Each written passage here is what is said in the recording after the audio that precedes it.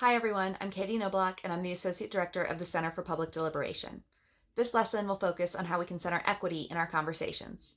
You'll be introduced to a few of our CPD student associates who will talk about ways to ensure that we are respectful of our community members and some ideas to make them feel comfortable sharing their stories with us. We need to know that diversity makes us stronger. We will make better decisions if we bring more people to the table, if we learn about the ways that different people experience these issues, and if we incorporate those differences into our decision making. Hearing from diverse residents helps us understand our community a lot better. By bringing a wider variety of community members to the table, we have the chance to create policies and opportunities that better meet the needs of our whole community and which are more sustainable in the long run. So remember, our goal isn't to overcome our differences, but to see the diversity as strength. One way to do that is to acknowledge that we all hold multiple identities and we bring those identities into our conversations. This doesn't mean that things like our race or our gender determine what we think or how we talk, but they do influence us. They influence the ways that others see us, they influence the opportunities that we have, and they influence how we think about ourselves. So, in that sense, they shape our understanding of the world and of our community.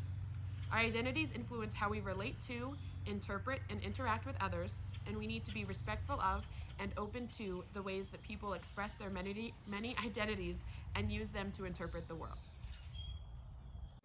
Now, at the same time, no one should have to feel as though they represent an entire community of people just because they have the same skin color or gender identity. So try not to ask your participants to speak on behalf of others.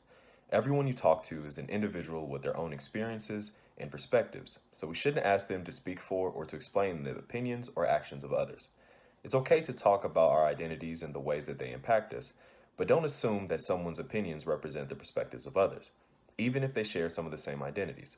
Building on that knowledge, our job is to create a space in which people feel comfortable sharing their perspectives and their opinions. We want to create a space where they feel comfortable being honest with us and allowing us to learn about their lives, even if those lives look pretty different from our own. One way to do that is by avoiding assumptions. It's important in these conversations that we don't assume we understand someone else's circumstances or their beliefs. Whether you can identify with the person and think you have a lot of common ground or not, make sure that you don't assume how they are going to feel or what they are going to say. Another tip is to realize that everyone is an expert in their own lives. Just because someone isn't a technical expert on something doesn't mean that we can't learn from them. These issues are big and they impact us all in different ways. We're going to make better decisions if we learn from other people about their experiences, and there's no one more who knows more about the challenges our communities are facing than those who have to face those challenges every day. So even if someone doesn't have the right words or they don't use perfect grammar, that doesn't mean that we can't learn a lot from them. In fact, these conversations are designed so that we can learn from our community, and our first step in doing that is making sure we give our community members a space to tell us about their experiences and perspectives.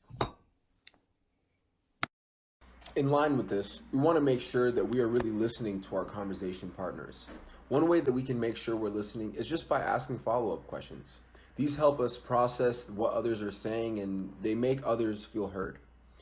Ask them why they feel the way they do. What experiences shape their beliefs? We all like being listened to, and listening is one way that we can both learn from and respect other community members. In addition to listening and asking follow-up questions, it might also be helpful to share your own stories. Now, this doesn't mean that you have to talk about yourself a majority of the time or share anything you might feel uncomfortable sharing. But through sharing stories, we can show people that they are not alone. Think about your own experiences with these issues and the stories that you might feel comfortable sharing. When someone else shares their stories, think about how your own experiences might relate to theirs. By sharing our stories, we can provide both a moment of solidarity and make people more willing to share their own. On the flip side, let people share the stories and opinions that they feel comfortable sharing. If someone doesn't feel comfortable sharing some parts of their lives, then that's completely fine. Tell them that you understand and move on to the next question. It's not your job to make them tell you everything.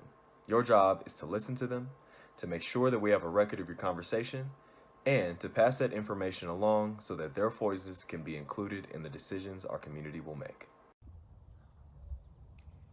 One more thing to keep in mind is that different people have different needs, abilities, and constraints. You want to make sure that your participants can access and contribute to the conversation.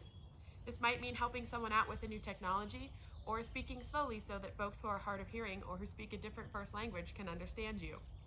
You might need to schedule a conversation to accommodate nap time or fill out a survey for someone who has difficulty typing on the computer. Think about what might prevent your conversation partners from being able to fully participate in the discussion, and then come up with some plans for addressing those barriers. Finally, consider the ways these issues impact your own life.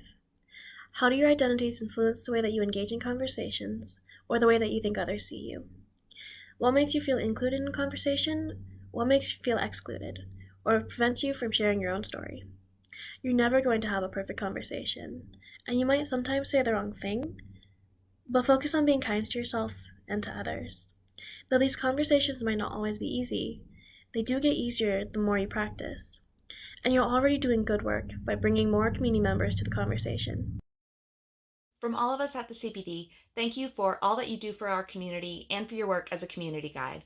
We are so grateful for your help in raising the voices of our community members, particularly those who don't always feel that they have a voice.